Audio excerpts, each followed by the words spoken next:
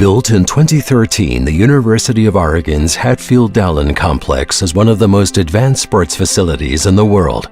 The 6-story sports facility, located in Eugene, Oregon, is 142,000 square feet and features an entry gallery, locker rooms, and many other unique features.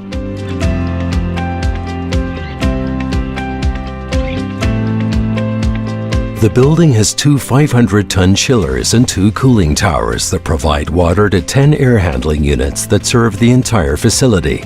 The issue was that the actuators in the chilled water loop, which controlled the opening and closing of the butterfly valve, were becoming stuck. This resulted in inefficient operation and discomfort. The solution involved retrofitting 6 butterfly valves with state-of-the-art Belimo PR Series actuators to improve reliability and reduce energy consumption.